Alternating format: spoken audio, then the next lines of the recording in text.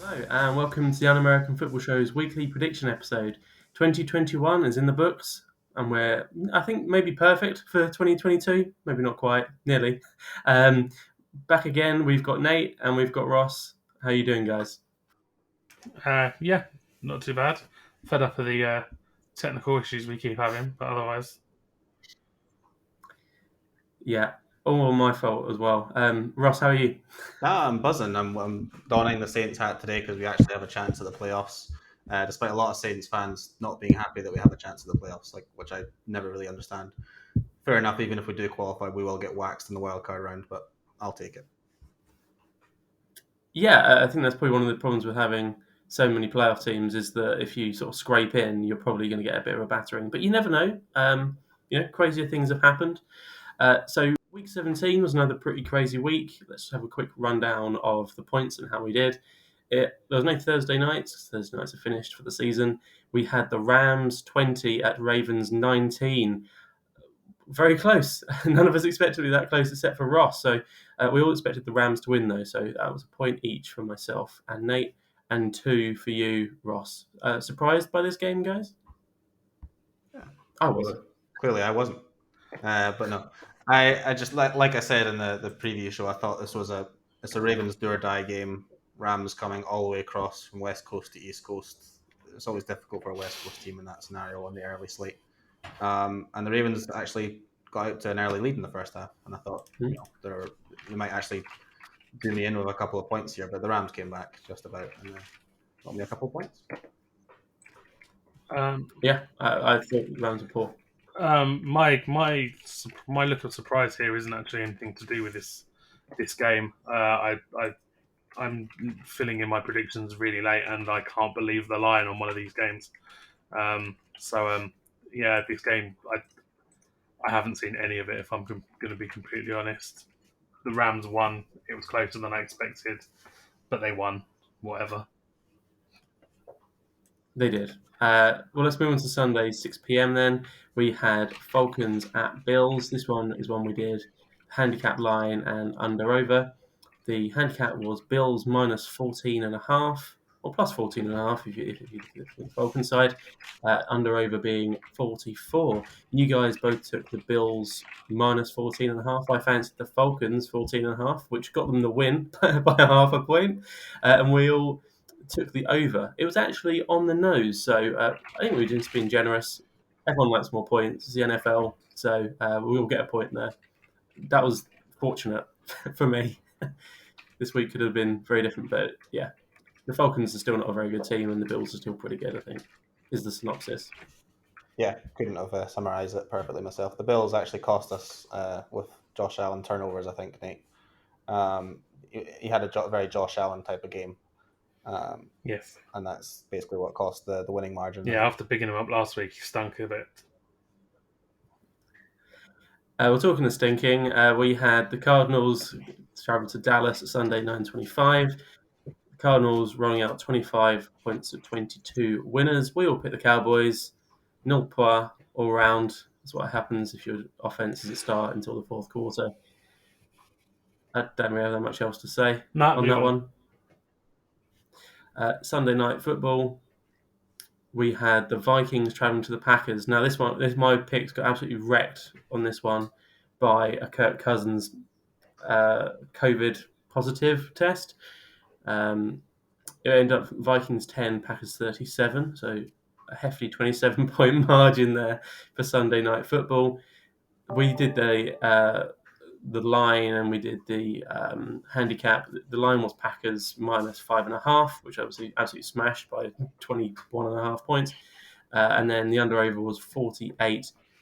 I picked Vikings plus 5.5, and I was only one, and I was wrong. You guys picked the Packers minus 5.5. You got that right. We all picked the over, and we were all wrong by a point. So it was a good line. It was a very challenging line on that one. But yeah, this game was just ruined by no Kirk Cousins, really. Yeah, did you know Sean Mannion is 29 years old, but it looked like he was about 50 years old when he was on the field on Sunday night. He looked utterly lumbersome, I think is the word.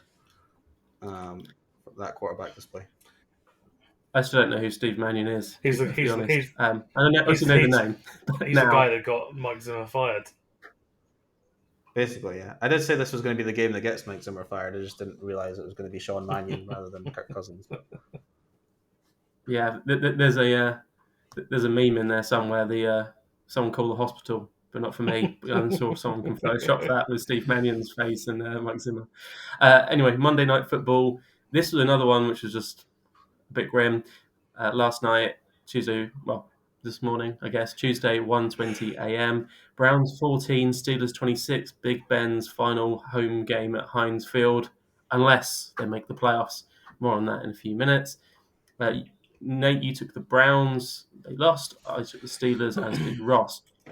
We're both quite close on this one. So I was actually only 3 points off a perfect score. But we expected the Steelers to win. It keeps their faint playoff hopes alive. Wasn't glamorous viewing, this one, guys. No, I watched the highlights this morning, and I wish I hadn't. yeah, the only one worth watching was TJ Watt. Yeah. And his display. The Steelers' pass rush was ferocious last night. I think NFL leaders in sacks. Yeah, they were just after Baker Mayfield all day long.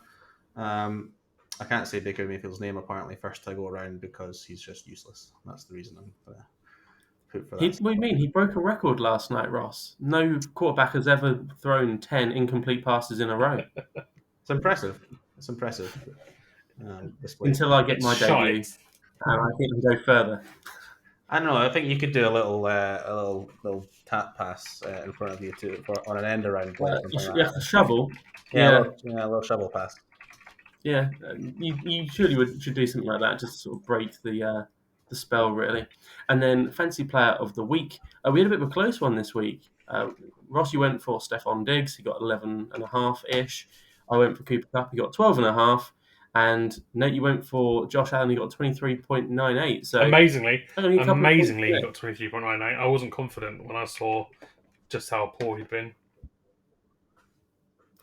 That's the thing with fantasy. Sometimes it doesn't quite align, like the real life, performance with the fantasy performance. So on the week, Nate, you picked up 4 points. Ross, you picked up 5 points, and I picked up 6 points, saved by the Steelers on Monday Night Football, getting 2 points there. I think that's pretty much the difference. Any other thoughts for the week? I think that's pretty much. It was a strange week. It was a strange one. Yeah, I don't really have anything to say about it. Shit week of football. Fuck it.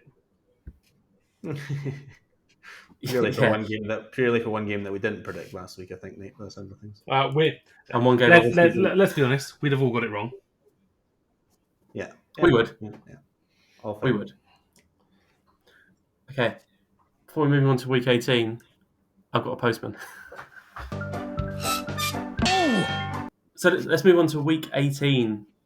No one's ever said that before, which is quite cool. Well, I mean, we've never said it before, but other people probably have. Anyway, week 18, the first time ever for the expanded season this year.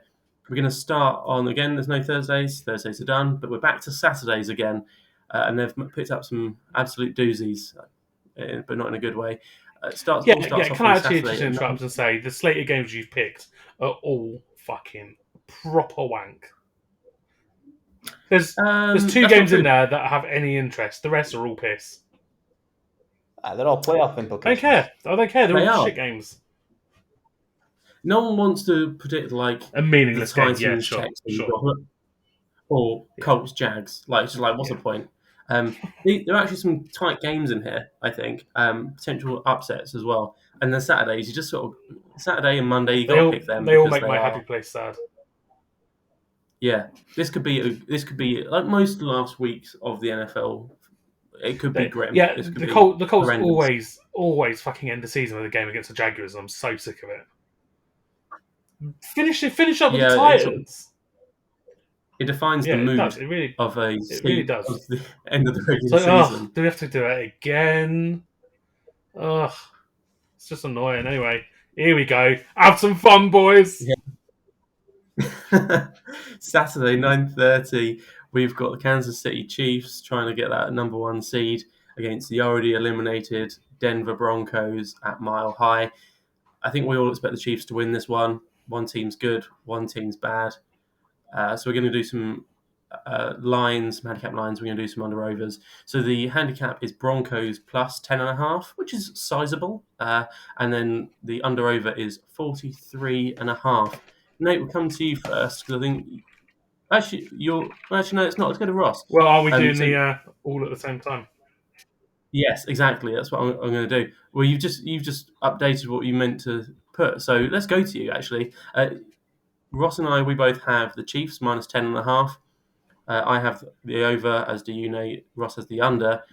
Nate, you've gone for Broncos plus 10.5. Tell us why. The way I'm seeing it is the Titans aren't going to lose again to the Texans. So I don't think it's very much worth the Chiefs going out there and trying too hard to win that number 1 seed. They're going to win this game no matter what. I just think, third quarter, you're up by 10 points. Take your main guys out and just coast to the victory. Yeah.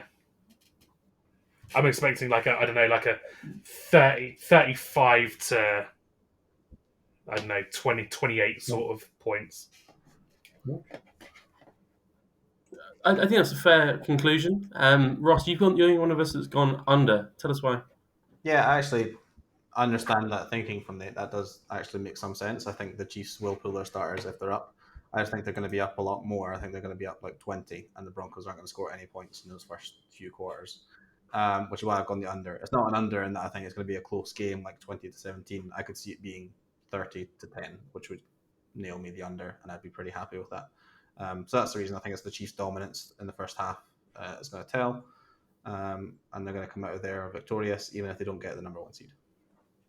Yeah, Chiefs putting up over 30 points last week on defense, although they were playing the Cincinnati Bengals, not this Denver Broncos not unit. Drew Lock or anybody else that the Denver Broncos have in their quarterback room. Yeah, exactly. Time will tell. I think that's a hard one to call with those lines, to be honest. A game I'm really not looking forward to is Saturday night, Sunday morning for us, 1:15 a.m. I always dream of being up at 1:15 a.m. on a Sunday. It's the Cowboys travelling to the Link to Philadelphia to take on the Eagles. Mike McCarthy says that they are going to field a side for this one and actually going to try and win it, which I'm slightly surprised by. I suppose number 2 seed is still available. Eagles also already clinched the playoff spot. There's a couple of 40 burgers knocking about here. We've all gone for the Cowboys. Nate and I both got 40 burgers. Ross, you're a bit more conservative. You got 23-13. Tell us why you think it's going to be so close, or so low scoring, rather. Yeah, I think you guys are chasing points a little bit here. I think this is going to be a really, really, really sloppy game. This is going to be a classic week 18, which we've never had before. It's going to be a classic end of the regular season game in Philadelphia. Whether everyone feels their starters for the first quarter, the second quarter, or the entire game, I just think this is going to be pretty sloppy. It's a divisional game, which tends to lend it to being pretty close. As the teams know each other very, very well. So I think it's going to be a little bit more low scoring than you guys seem to think. These guys have seen a lot of each other on tape, a lot of these offenses on tape. I just think it's going to be a lot closer. And I do think both teams are going to pull their starters probably in the second half sometime, especially if the score's already kind of decided on the side of the Cowboys victory. Yeah, I mean, that's, again, a fair point. I just think that the Cowboys won't be happy with what they put up this past week. Their game against the Eagles earlier in the season was one of the most relaxing Cowboys games I've ever remembered. I was just sort of like chilling with a martini by halftime, thinking this is casual. The Eagles added 12 players to their COVID list yesterday, so goodness knows what sort of shape they're going to be in. One of them being Dallas Goedert, a lot of guys on defense, including Fletcher Cox. I think this can be an opportunity for the Cowboys to try and build some confidence going into the playoffs. Nate, anything to add to that? No. Literally let's summed up what I wanted to say about it perfectly, so no. Great. So that's a definite. And we've not all backed the Cowboys. Oh, no, we have all backed the Cowboys. Oh, bollocks. So that's an Eagles win all day. Moving back to the regular sort of times, we've got Sunday, 6 p.m. I do want to add about the Cowboys that my score is a scoregami. I specifically chased the scorigami here. Not that it wins me any points, but we all love a scorigami. Who doesn't? I just realised I'm sort of wearing like Eagles green as You well, are. which is grim. Anyway, Sunday 6 p.m. We've got the Pittsburgh Steelers trying to get into the playoffs in Baltimore against the Ravens. There's quite a lot of teeny sort of scores here. Scores in the teens. I'm the only person to predict either team to score more than 20. Ross, you scored the lowest, 16 points to 13 in favour of the Steelers, whereas Nate and I are both gone for the Ravens. What makes you fancy the Steelers in this one? I really don't know, to be honest. It's This division's messed up, right? yeah, it's just it's a mental division. We've had road games where teams have put up 40 points on the home team. I remember the Browns beating the Bengals 41-16, I think, earlier on in the season, and now the Bengals have gone on to win it. It's just a bit of a mental division, and we all know this Steelers-Ravens rivalry usually lends itself to tight, close, hard-fought battles on the field rather than games. And I just think with the Steelers' defense, we saw how they performed last night. That pass rush is going to get after either Huntley or Lamar Jackson, whoever it is at quarterback for the Ravens. TJ Watt seems to be a man on a mission, and it might not all matter. It might not matter in the end because I don't think either of these teams are going to end up in the playoffs. But at least the Steelers, in my opinion, are going to go out on a high.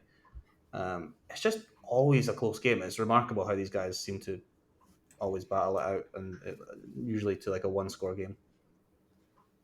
Yeah, I think the reason I just fancy the Ravens is they probably should have beaten the Rams last night. They should have beaten the Packers a couple of weeks ago, even with Tyler Huntley under centre for both of those. And I think it's going to be a one and done in Week 18s for Big Ben. Anything else to add from you, Nate? We're going to come to you next. I've just ruined what you were going to say again. Big Ben's a retiree in waiting, and he's never going to look more like one than in this game. I also just to add that's 5 losses in a row for the Ravens, who were 8-3 just over a month ago, which is about as apocalyptic as a collapse as you can have as an NFL team. Admittedly, there's lots of injuries involved and all that, and you can't predict injuries. But even with Jackson, I would be surprised if Jackson doesn't have ankle surgery or something like that after the game, and he actually has a long-term injury here. But they need to force him to play Week 18, or else they have no chance. If the Ravens hadn't given up points with like less than a minute to go against the Rams, they'd have won that game. If they still had the 2-minute warning, Huntley's just not got the arm to sort of try and force the team down the field. And I firmly believe they would have won that game the way the Rams have been playing and how the Ravens were looking. But anyway, enough analysis looking back. Let's look forward. Who cares about the past? The past is dead. As a Cowboys fan, Sunday that's night. Yeah. I'll bring it up and use it as my sword whenever needed. Anyway, Sunday 9:25. This is a massive game for the playoffs. We've got the New Orleans Saints traveling into Atlanta to take on the Dirty Birds. It's back. Handicap line: Falcons plus 4.5. Under over of 40.5. Taysom Hill, he does not push any under-overs high, let's say that. Nate, we'll let you go first on this one. We fancy the Falcons at 4.5, whereas Ross and I both prefer the Saints. We've got a strange mix of under and overs in this one. You've gone over, as have I. Yeah, I don't know why. 21-23 to the Saints, probably. Somewhere around that margin. Just squeaks over. Falcons will keep it close. Look, both teams are wank, so let's just forget about it. It's ridiculous that either of them, frankly, can make the playoffs. It is another damning indictment of how shit not only the NFC is, but how stupid the playoff rules are with the expanded format, where actually teams that you would go, if you looked at them, like if you looked at the Saints not last week but the week before, you'd be like, they can't be playing in the to win the lot towards the end of the season. It's just ridiculous. Absolutely ridiculous. I'm not having it. Yeah, I'm not sure which team's better. Although I have backed the Saints minus 4.5, so I suppose that sort of means I think the Saints are marginally better. 5 points better. But Falcons have got players healthy at least, that are more capable of running up a score a little bit. Basically, like Patterson and maybe Pitts. That's it. Yeah, I just think the Falcons are pretty bland in all forms of the game, whereas the Saints at least have a decent defense, and then two running backs in Taysom Hill and Alvin Kamara. So I imagine that's probably why you've taken the under, Ross. You just think it's going to be a lot of running, low scoring affair, and that's why you're going for that under. Yeah, there's not been more than 40 points scored in a Saints game for at least 5 weeks. I think the last one was actually in our loss to the Cowboys. It's just not how we play. We shorten the game with our running attack. We want the game to be as short as possible, essentially, and let our defense do the talking.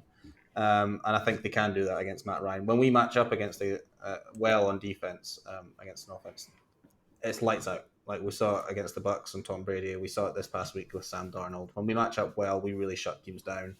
And I think we can do that to Matt Ryan, and who the Falcons also are struggling with injuries and have struggled throughout the year on offense. I think Kyle Pitts has still got a minor hamstring strain.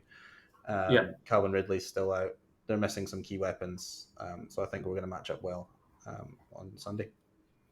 Yeah, I think that's a fair point. I mean, the other part of this playoff piece is the Saints need to win. They also need the 49ers to lose. They are travelling to SoFi to take on the Rams, also at 9:25 on Sunday. So we're doubling up on the 9:25 just because these are quite interesting ones.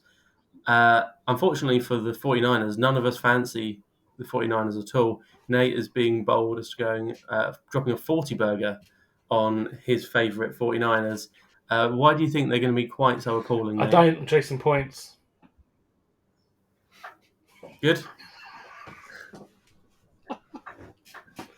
That's it. Like what? Like, I think they're a bit rubbish. The Rams have been a bit rubbish. But if anybody on this list of dreadful games is gonna come out and put a hurting on someone, the Rams are the most likely. So there we go.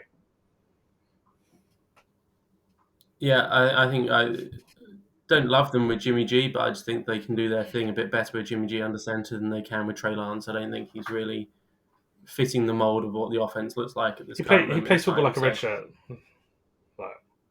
Yeah, it's fine. And that's fine, but it's not great if you want to be in the playoffs. It's probably better for them long term to not be in the playoffs. Absolutely. Same with the Saints, to be perfectly honest, because they wrestle with cap they need that single cap. year. They need that draft capital. Yeah, Ross, you've gone for only a 3-point difference here, 24-27. So you really fancy the 49ers to at least give it a go against these Rams who have stuttered in recent weeks. My biggest worry is that the Rams might not need or are not necessarily desperate to win this game.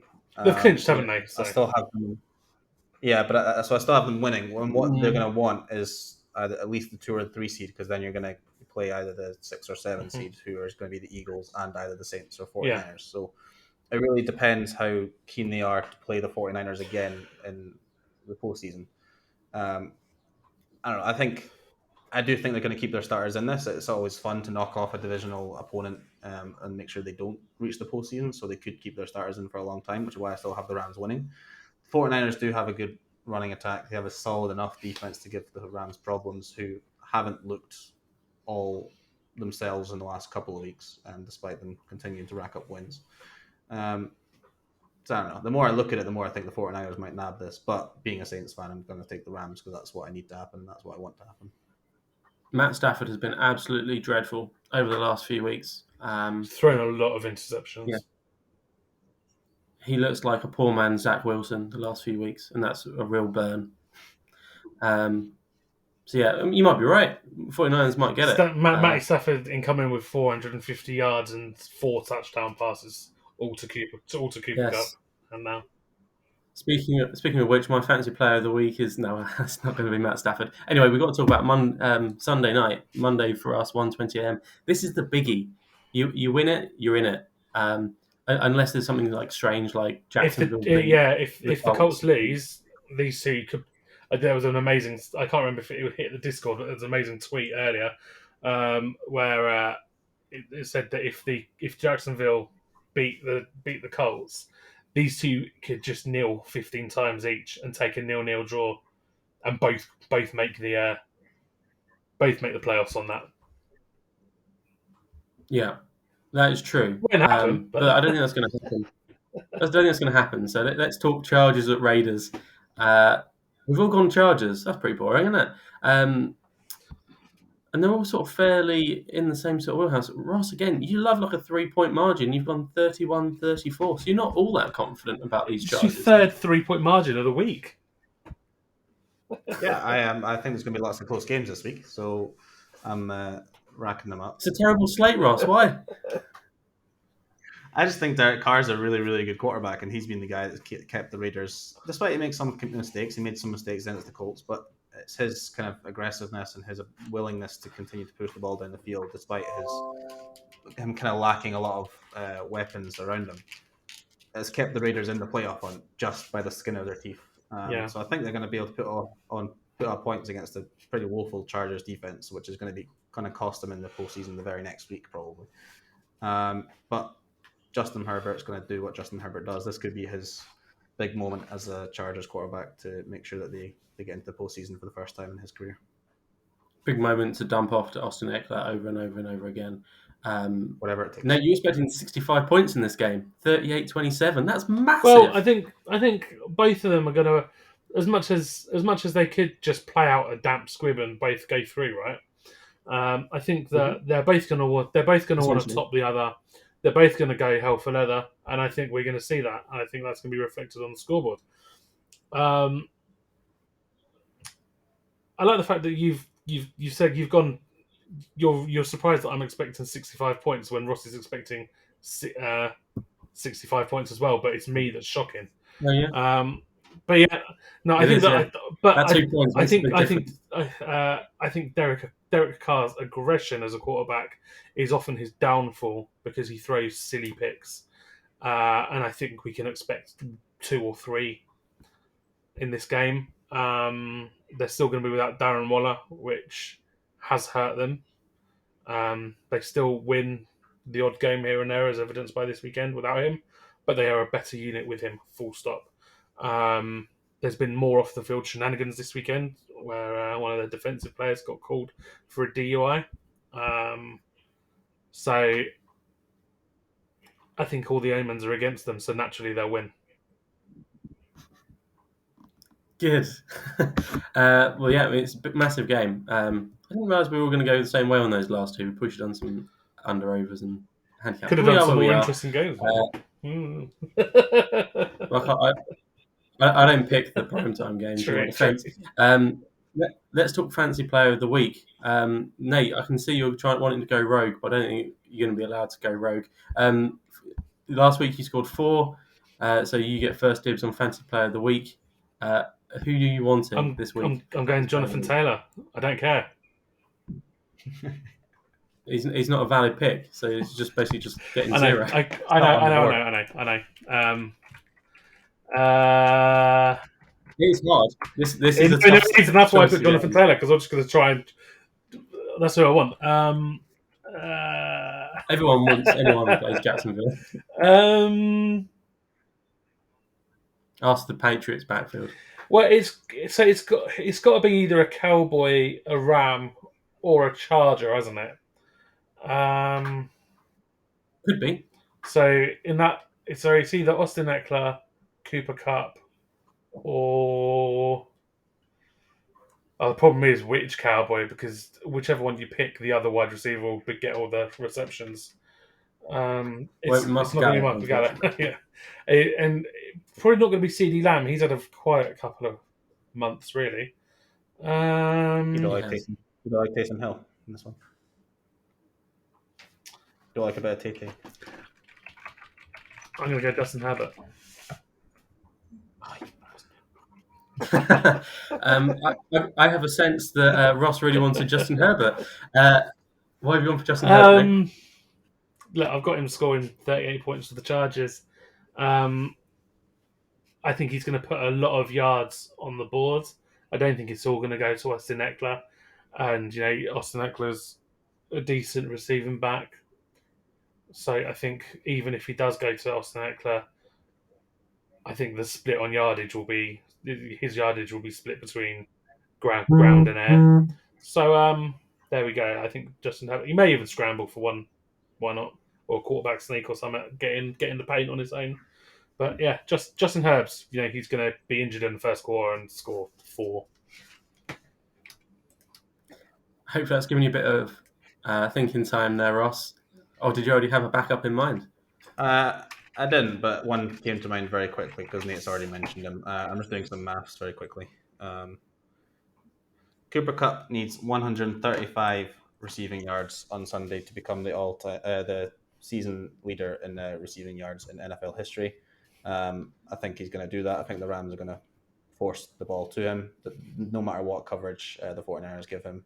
So if he gets at least 135 yards, hopefully a touchdown in there, that's already a good afternoon, and I'm pretty happy with that as a fantasy prediction. He's also a monster after the catch as well, isn't he? He's so elusive that even if he is covered and there's players near him, he's gonna escape on 3 or 4 of those catches and take big yards. So yeah, and as often as he has been picked in our fantasy player of the week predictions, I've never picked him. I also don't think he's actually won a week either.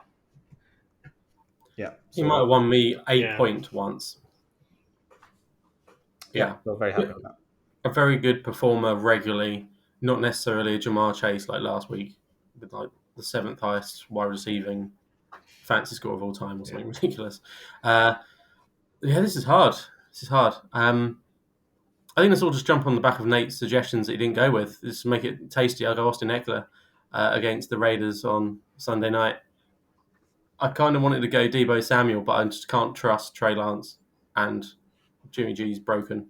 So alternatively, I don't know what Lamar Jackson's doing for the Ravens. So yeah, the Raiders aren't very good against the run, and any point that Justin Herbert throws to Austin Eckler, he's getting more points than Justin Herbert is. So he does it a lot. So I fancy Austin Eckler to have a good Sunday night, and so will I.